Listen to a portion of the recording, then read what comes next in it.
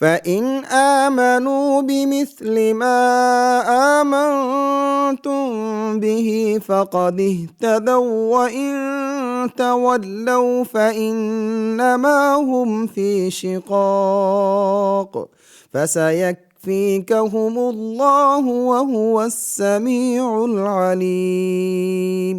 الحمد للہ رب العالمین والعاقبۃ للمتقین والصلاة والسلام علی اشرف الانبیاء والمرسلین وعلی آلہ واصحابہ اجمعین ومن تبعہم بإحسان الی یوم الدین.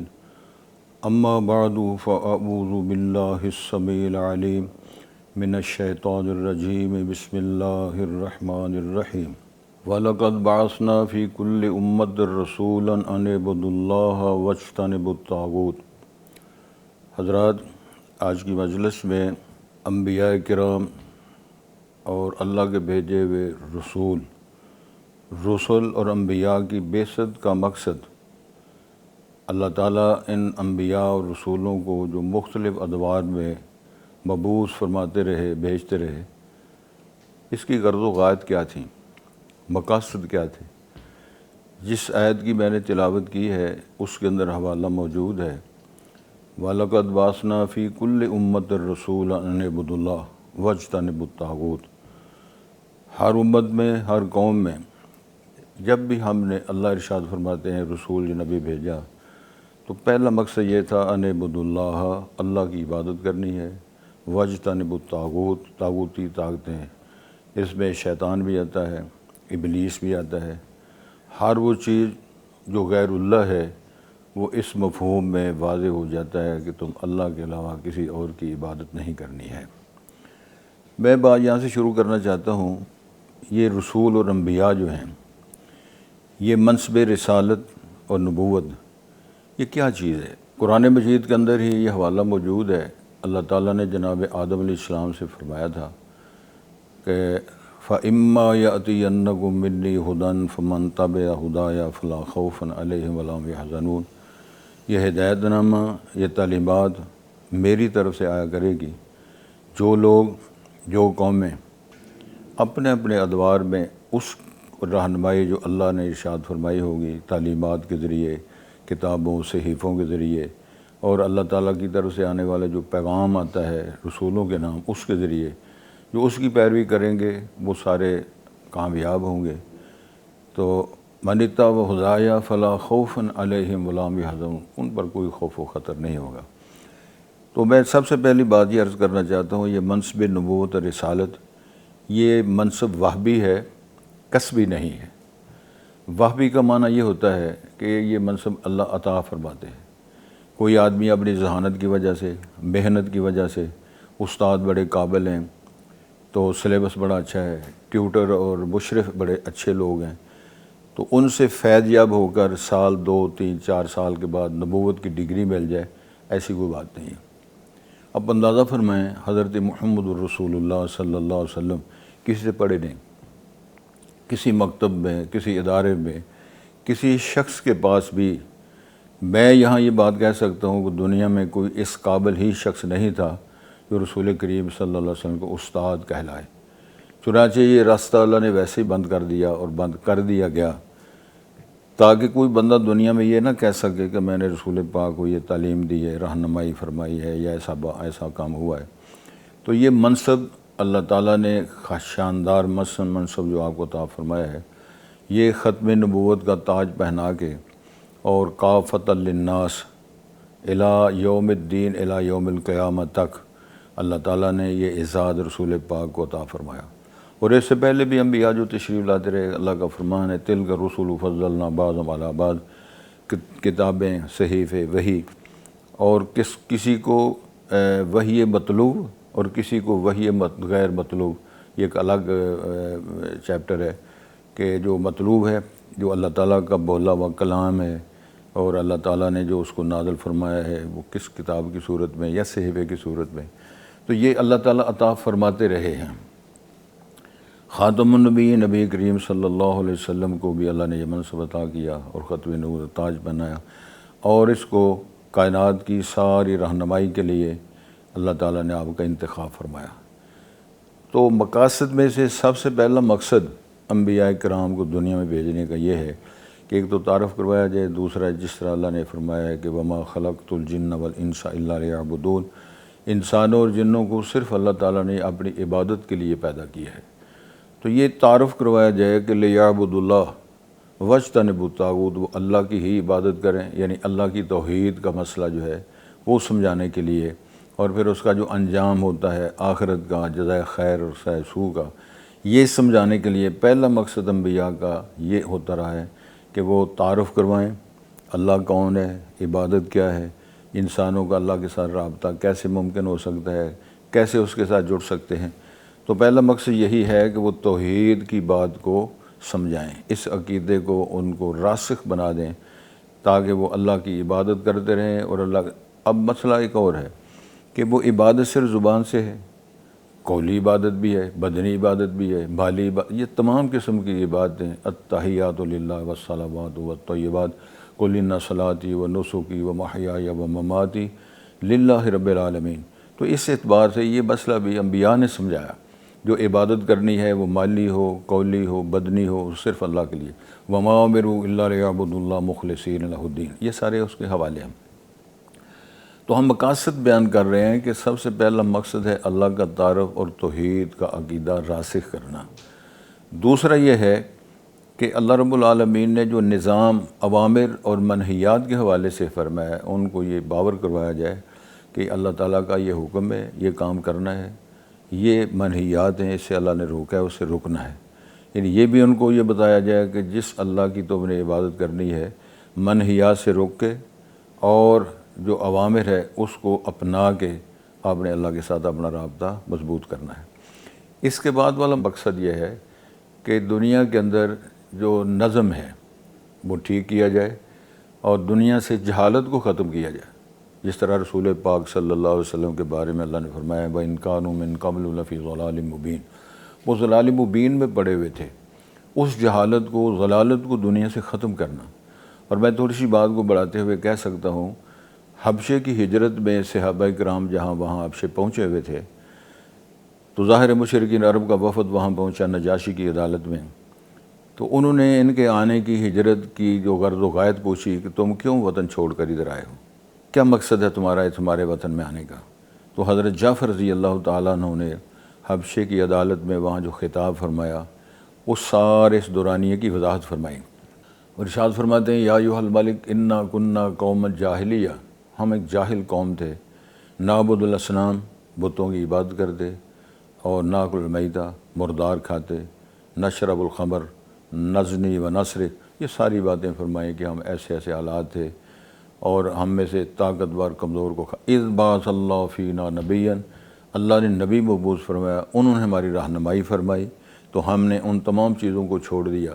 مقصد میرا یہ ہے کہ یہ جہالت کے کھاتے میں آتا ہے کہ بندہ کلمہ بھی پڑھے اور شراب بھی پیتا رہے، کلمہ بھی پڑھے بت بھی پوجتا رہے، کلمہ بھی پڑھے حرام بھی کھاتا رہے، تو اس کا معنی ہے جہالت ختم نہیں ہوئی۔ تو انبیاء کرام کی غرض و غایت دنیا میں یہ تھی کہ جہالت ختم ہو۔ وہ دنیا کے اندر جو لوگ دائیں بائیں عبادت کر کے، بتوں کی عبادت، شجروں حجروں کی عبادت کر کے اپنی زندگیاں بسر کر رہے ہیں، ان کی رہنمائی کی جائے تاکہ وہ خالصتاً اللہ کی عبادت، مالی قولی فعلی جتنا بھی نظام ہے سارا اللہ کے لیے کیا جائے، اور یہ منہیات سے رک کر اوامر پہ عمل کر کے اللہ تعالیٰ کی دعوت کو قبول کریں جو انبیاء کرام پیش کرتے رہے۔ سارے انبیاء کرام جتنے آتے ہیں وہ یہی کہتے رہے اعبد اللہ انعبد اللہ، یا لا الہ الا اللہ، قولوا لا الہ الا اللہ، قولوا لا الہ الا اللہ۔ تمام انبیاء کرام نے یہی دعوت پیش کی تاکہ دنیا سے سارا نظم ختم ہو، کہ جو جہالت کا ہے، جو بت پرستی کا ہے اور غیر اللہ کی عبادتوں کا ہے، اس ساری چیزوں کو ختم کرنے۔ اس کے بعد ایک اور مقصد ہے کہ دنیا کے اندر عدل قائم کیا جائے۔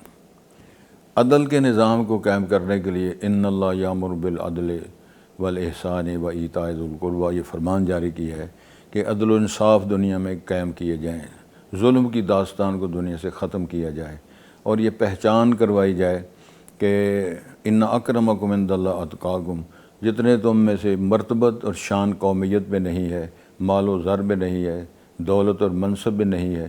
اگر مرتبت حاصل کرنی ہے تو ان اکرمکم عند اللہ اتقاکم، جتنے تم میں سے متقی بنو گے، پرہیزگار بنو گے، اللہ کی دعوت کو قبول کرنے والے بنو گے.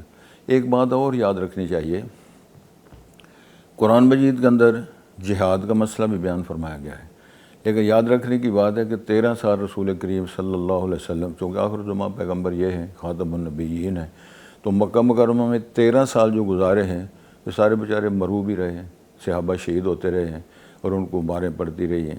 اور اللہ تعالیٰ کا بڑا ایک عجیب نظام ہے کہ رسول پاک کو آپ نے ہجرت پہ مجبور کیا یا فرمان جاری کیا کہ مکہ چھوڑ کے مدینے آ جائیں. تو مقصد میرا یہ تھا کہ یہ ہجرت کروا کے تعلیمات دے کے کہ دنیا سے یہ نہیں ہے کہ کفر ختم ہو جائے، بلکہ یہ ہے کہ جہالت ختم ہو جائے. جہالت کے ختم کرنے سے کفر بھی ختم ہوگا، شرک بھی ختم ہوگا، فسق و فجور بھی ختم ہوگا، اور جو عیوب اور برائیاں دنیا کے اندر وہ بھی ساری ختم ہو گئی. تو مسئلہ یہ ہم بیان کر رہے ہیں کہ انبیاء کرام کے مبعوث ہونے کی غرض و غایت اور مقصد کیا ہے. تو پہلا مقصد ہم نے یہ گزارش کیا ہے کہ وہ اللہ تعالیٰ کا تعارف، اللہ کی وحدانیت، اس کو پیش کیا جائے.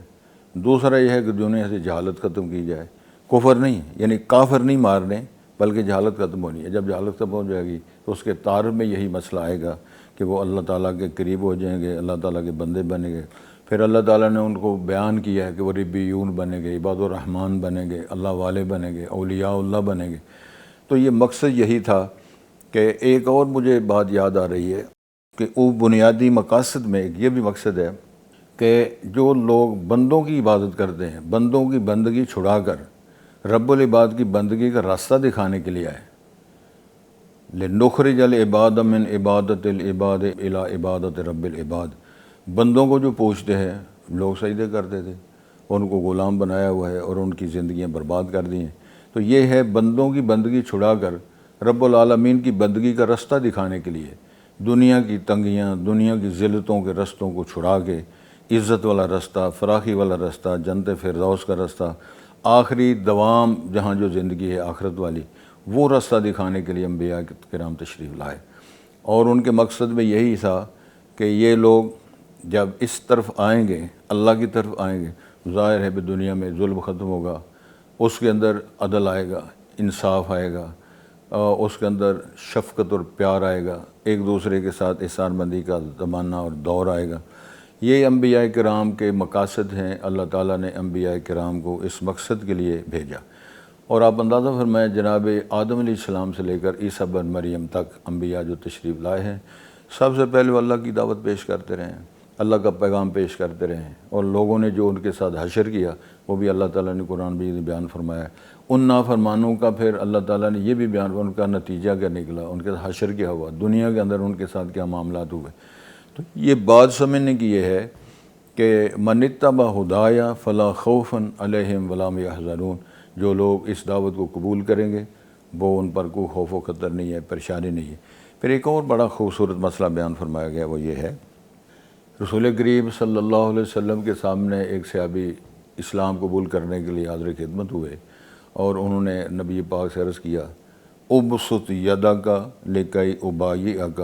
اے رسول کریم صلی اللہ علیہ وسلم، آپ اپنا ہاتھ آگے بڑھائیں تاکہ میں آپ کے ہاتھ پہ بیعت کروں، آپ کا دین قبول کروں، آپ کی جماعت میں شامل ہو جاؤں. تو حدیث کے الفاظ ہیں فلما بسط رسول اللہ صلی اللہ علیہ وسلم یدہ. نبی محترم نے جب اپنا ہاتھ آگے بڑھایا، قبض یدہ، انہوں نے اپنا ہاتھ پیچھے کر لیا. تو پوچھا یہ آپ نے لماذا، تو نے ایسے کیوں کیا ہے؟ وہ کہتے ہیں جی ارید ان اشترط، میرا پروگرام اور خیال یہ ہے کہ میں آپ سے کوئی شرط عائد کر لوں. آپ نے پوچھا تشترط ماذا، کیا شرط عائد کرنا چاہتے ہو؟ انہوں نے عرض کیا اللہ کے رسول علیہ السلام، میری پہلی زندگی کا کیا بنے گا؟ میں تو اسلام قبول کر رہا ہوں، آپ کا دین قبول کر رہا ہوں، آپ کی دعوت کو قبول کر رہا ہوں. آپ نے جو مقصد پیش کیا ہے آخرت کی کامیابیوں کا، میں اس بنیاد پر آپ کا دین قبول کرنا چاہتا ہوں، لیکن میری پہلی زندگی کا کیا بنے گا؟ رسول کریم صلی اللہ علیہ وسلم ارشاد فرمایا الاسلام یہدم ما کان قبلہ. اسلام قبول کرنے کا خوبصورت مقصد اور مطلب یہ ہے، پہلا قدم جس دن تم نے رکھنا ہے اسلام قبول کر کے کلمہ طیبہ پڑھنا ہے، لا الہ الا اللہ محمد رسول اللہ پڑھنا ہے، یا اشہد ان لا الہ الا اللہ اشہد ان محمد عبدہ ورسولہ کا اقرار اظہار کرنا ہے، تو پہلا سارا میدان صاف ہو جائے گا. حضرت امام بخاری رحمہ اللہ نے باب قائم کیا ہے، الاسلام یہدم ما کان قبلہ، الہجرت والحج، یہ بھی بیان کیا ہے۔ تو انبیاء کرام نے یہ بھی دعوت پیش کی ہے کہ کل 90 عبادی انی انا الغفور الرحیم، یہ رسول پاک کو فرمایا، بتا دو ان کو اگر یہ آپ کے سامنے نقشہ ہے جی ہم اتنے مجرم ہیں، اتنا زمانہ گزر گیا ہے، اتنا دور گزر گیا، اب ہم کیا کریں گے؟ تو اسلام کی دعوت کو پیش کرنے سے، رسول کریم علیہ الصلوۃ والسلام کی نبوت رسالت کو قبول کرنے سے یہ بہت بڑا شرف ہے کہ پچھلا سارا میدان صاف ہو گئے تو نئی زندگی کا آغاز ہو جائے گا۔ یہ مقاصد بھی انبیاء کرام نے پیش کیے اور یہ غرض و غایت پیش کی کہ اللہ تعالیٰ منتظر ہیں اپنے بندے کے کون۔ یہاں ایک اور بات بڑی خوبصورت بات ہے سمجھنے والی، اللہ تعالیٰ کو اس کا کیا فائدہ ہے کہ لوگ مسلمان ہو جائیں، نبیوں کی دعوت کو قبول کریں، اس کی کوئی فائدہ ہے؟ ایک بڑی قدسی حدیث کے اندر بیان آتا ہے، لو ان اولکم و آخرکم و انسکم و جنکم علی اتقی قلب رجل واحد منکم ما زاد فی ملکی شیئا، تمہارے پہلے پچھلے جن انسان سارے کے سارے متقی اور نیک اور بڑے بڑے اچھے لوگ سارے بن جائیں تو اللہ کی ارشاد پاک ہے، رسول پاک اس حدیث قدسی کے حوالے سے، ما زاد فی ملکی شیئا، میری بادشاہت میں تم کچھ بھی اضافہ نہیں کر سکتے۔ تو پھر فائدہ ہوگا کیا آپ کو؟ لیس الانسان الا ما سعی لہا ما کسبت وعلیہا ما اکتسبت۔ اس طرح حدیث کا دوسرا حصہ ہے، لو ان اولکم و آخرکم و انسکم و جنکم علی اشقی قلب رجل واحد منکم ما نقص فی ملکی شیئا، تمہارے پہلے پچھلے جن انسان سارے کے سارے اگر معاذ اللہ کافر رہے اور متقی نہ بنے، اور وہ ظاہر ہے جس کا وہ معیار بیان ہوا ہے، تو فرمایا کہ ما نقص فی ملکی شیئا، تم کفر کی حالت میں رہ کے گندے اور بندے بن کر میری بادشاہ میں تم کبھی نہیں کر سکتے۔ اللہ تعالیٰ کو نہ ہمارے نیک ہونے کا، مسلمان ہونے کا فائدہ ہے، نہ کافر اور دو نمبری بن کے کرنے والوں کا اللہ تعالیٰ کو نقصان ہوتا ہے۔ تو پیغمبروں نے یہ بھی باور کروایا ہے کہ لیس الانسان الا ما سعی۔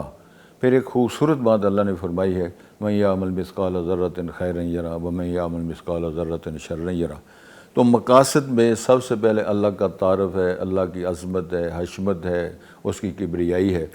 اور کچھ لوگوں نے پھر وما قدر اللہ حق قدرہ والارض جمیعا قبضتہ یوم القیامہ، اللہ کی بڑائی کے ذکر بیان فرمایا کہ اللہ کتنا بڑا ہے، هو الاول والآخر والظاہر والباطن وہو بکل شیء۔ آخرت کے انعامات کے تذکرے فرمائے ہیں، آخرت کا آپ کو کیا ملے گا؟ دنیا کی عزتیں ملیں گی، شرف ملے گا، بزرگی ملے گی، تم اللہ کے دوست اور ولی بنو گے، اور اللہ کے ہاں تمہاری مرتبت شان عظمت بڑھتی جائے گی جتنا تم اللہ کے قریب ہوتے جاؤ گے۔ تو یہ سارے تعارف انبیاء نے کروائے ہیں، مقاصد انبیاء نے بیان فرمایا ہے، زندگی ختم ہونے والی یہ بیان فرمایا ہے، ایک دن آئے گا تم دنیا سے چلے جاؤ گے اور جو کچھ تم نے کیا ہے اس کی جزا یا سزا آپ کو ملے گی۔ یہ سارے مقاصد ہیں۔ انبیاء کرام نے دنیا کے اندر امن، سلامتی اور عدل، یہ بھی ایک مسئلہ بیان فرمایا ہے کہ دنیا کے اندر عدل قائم کیا جائے، انصاف قائم کیا جائے۔ پھر انبیاء کرام کا ایک خوبصورت جو اللہ تعالیٰ نے مقصد پیش فرمایا ہے، جو کتاب اللہ نے نازل فرمائی ہے، خاص طور پر رسول کریم کے امتیوں کے لیے خطاب ہے کہ لِتُبَيِّنَ لِلنَّاسِ مَا نُزِّلَ إِلَيْهِمْ، آپ بیان فرمائیں۔ پھر اگلی بات خوبصورت یہ ہے کہ رسالت مآب علیہ السلام کی زندگی، انبیاء کرام کی ساری زندگی اسوہ ہے اور اسوہ حسنہ ہے۔ نبی محترم کی زندگی کے بارے میں اللہ نے فرمایا لَقَدْ كَانَ لَكُمْ فِي رَسُولِ اللَّهِ أُسْوَةٌ حَسَنَةٌ۔ رسالت مآب علیہ السلام کی زندگی کے لیل و نہار، فی رسول اللہ، فی لیل رسول اللہ، فی نہار رسول اللہ، فی صلاۃ رسول اللہ، فی قول رسول اللہ، فی اعمال رسول اللہ، یعنی لقد کان لکم فی رسول اللہ اسوۃ حسنہ لمن کان یرجو اللہ والیوم الآخر وذکر اللہ کثیرا۔ تو انبیاء کرام کی سیرت، انبیاء کرام کا عمل، ان کا کردار اور ان کا پریکٹیکل جو ہے، یہ بھی ایک اس قوم کے لیے، اس امت کے لیے نمونہ سیمپل تھا کہ اللہ نے جو نبیوں کو بھیجا تو تاکہ یہ کر کے بھی دکھائیں اور رسول پاک ساری زندگی کے نقش ذہن میں رکھیں۔ سلو گما رہے تو بو نہیں مسلی، نماز اس طرح پڑھو جس طرح میں پڑھتا ہوں، قیام کر رہے ہیں پاؤں پہ ورم آ رہا ہے۔ تو ہمارے شاہ صدیقہ نے پوچھا آپ کیوں قیام کر رہے ہیں اتنے لمبے چوڑے؟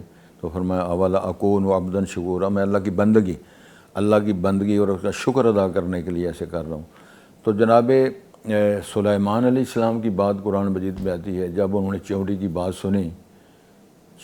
بات سنی، خطاب سنا کہ چونٹی کیا کہہ رہی ہے کہ وہ اپنی برادری ہے، اپنی نسل کہہ رہی ہے یا ایھا النمل ادخلوا مساکنکم لا یحطمنکم سلیمان و جنودہ۔ تو فرماتے ہیں رب اوزعنی ان اشکر نعمتک التی انعمت علیہ، تو یہ رسول پاک نے بھی شکر ادا کیا، جناب سلیمان نے کیا، جناب داؤد علیہ السلام نے کیا، جناب ابراہیم نے حسبنا اللہ پڑھا۔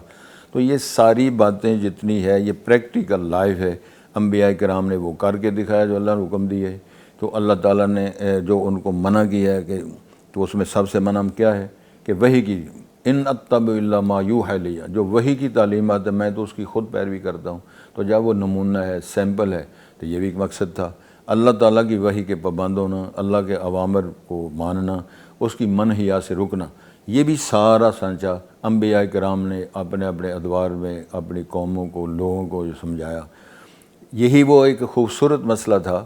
نبی مکرم صلی اللہ علیہ وسلم نے جب دعوتی خط لکھے تھے تو ہرقل کے نام بھی خط لکھا، حضرت دحیہ کلبی صحابی وہ لے کر گئے تھے، تو ہرقل نے جو سوالات ترجمان کے ذریعے ان میں سے یہ پوچھا تھا، جس بندے نے نبوت کا دعویٰ کیا ہے کہ یہ بتائیں، کہ پہلے خاندان پوچھا، باقی پوچھیں اس کے ماننے والے کون ہیں، ایک سوال یہ بھی کیا تھا، یہ بتاؤ اس نے کبھی جھوٹ بولا ہے؟ تو جواب ہے انہوں نے زندگی کا جھوٹ نہیں۔ یہ پریکٹیکل ہے، ساری زندگی رسول پاک کا کوئی جھوٹ ثابت نہیں، سچی زندگی ہے۔ پھر پوچھا وہ کہتا کیا ہے، نبی صاحب آپ کو کہتے کیا ہیں؟ کہتے ہیں جی وہ کہتے ہیں عبدوا اللہ وحدہ ولا تشرکوا بہ شیئا، پیغمبر علیہ السلام کی خاتم النبیین ہیں، اور ان کے بارے میں دنیا کا سب سے بڑا دشمن جناب سردار ابو سفیان تھے، مسلمان نہیں تھے، اور اس وقت جب کہ وہ آپ کے سسر بھی بن چکے تھے، انہوں نے یہ بات کہی ہے کہ وہ کہتے ہیں عبدوا اللہ ولا تشرکوا بہ شیئا، اور کیا کہتے ہیں؟ کہتے ہیں اترکوا ما یقول آباؤکم، جو تمہارے باپ دادے کہتے ہیں وہ چھوڑ دو، جو اللہ رسول کہتے ہیں وہ نہ چھوڑو۔ اور آپ کو کیا کہتے ہیں؟ وہ کہتے ہیں جی سچ بولو، یامروا بالصدق والصلہ والصلاح، جب سچ بولنا ہے، صلہ رحمی کرنی ہے، بالعفاف وہ پاک دامن رہنا ہے۔ تو یہ خلاصہ ہے انبیاء کرام نے، کبھی کسی نبی نے ظلم کی حکم نہیں دیا، کسی نے کسی حق کھانے کا اس کو اشارہ اور اس کی اجازت نہیں دی۔ نبی محترم صلی اللہ علیہ وسلم بلکہ ان کے سامنے کیس ہے، عدل اور انصاف کا نمونہ سیمپل رسول پاک نے خود بیان کر کے پڑھ کے دکھایا ہے۔ جناب خزیمیہ خاندان کی ایک خاتون، معمر خاتون سے چوری ہو جاتی ہے، کیس رسول پاک کے پاس آ جاتا ہے، تو حضرت اسامہ بن زید کے جو سواری کی رہی ہے، کچھ آپ سے معاوضہ لے لیں، کوئی پیسے لے لیں، یا کوئی ایسی بات ہو جائے تاکہ یہ ہماری خاتون کی جو ہاتھ نہ کٹے، یہ ان کی عزت کا نشان ہے، تو ناک کٹ جائے گی، یہ ہو جائے گا۔ نبی محترم کو ناراضگی کا اظہار اپنے فرمایا اور حضرت اسامہ کو خطاب فرمایا، اتشفع فی حد من حدود اللہ، اللہ کی حدوں میں تو سفارشیں کرتا ہے، لو ان فاطمہ بنت محمد سرقت لقطعت یدہا، اگر آج معاذ اللہ میری بیٹی فاطمہ نے چوری کی ہوتی، کیس میرے پاس آ جاتا تو میں اس کا بھی ہاتھ کاٹ دیتا۔ یہ عدل ہے، یہ انصاف ہے۔ تو رسول پاک نے پریکٹیکل بھی، یعنی نماز پڑھ کے دکھائی، تہجدیں پڑھ کے دکھائیں، قیام کر کے دکھایا، اور انصاف کر کے دکھایا، جہاد کر کے دکھایا۔ تو یہ پریکٹیکل لائف جو ہے، یہ بھی ایک مقصد تھا کہ انبیاء کرام کو لوگ جو فالو کریں، عبادت کا طریقہ، ریاضت کا طریقہ۔ اخلاقیات کی بات آ جاتی ہے تو ماں جی عائشہ نے فرمایا کانا خلقہ القرآن، اللہ تعالیٰ نے باقاعدہ نون والقلم وما یسطرون ما انت بنعمت ربک بمجنون وانک لعلی خلق عظیم، اخلاقیات۔ بلکہ رسول پاک کا فرمان ہے میں جو بھیجا گیا ہوں، ان بعثت لاتمم مکارم الاخلاق، اخلاقیات کی تکمیل کے لیے، اور جاہلیت کے سارے ادوار اور ان کے سارے معاملات کو چھڑانے کے لیے، اور نیا راستہ دکھانے کے لیے، اللہ کا قرب حاصل کرنے کے لیے۔ یہ رسول پاک صلی اللہ علیہ وسلم نے تمام ادبیات، اخلاقیات، پھر وہ رحمت عالم پیغمبر اللہ نے بنایا، وما ارسلناک الا رحمۃ للعالمین، انسانوں کے لیے، جانوروں کے لیے، جاندار کے لیے۔ پھر اس میں چھوٹے چھوٹے اعمال کی فضیلت بیان فرما کے امت کی رہنمائی فرمائی ہے۔ مثلا آپ نے فرمایا ایک بندے نے رستے سے کانٹا اٹھایا تو اللہ تعالیٰ نے اس کا سمجھ لو اس کے قدردانی فرمائی، اور اس کو اللہ تعالیٰ نے جنت دے دی۔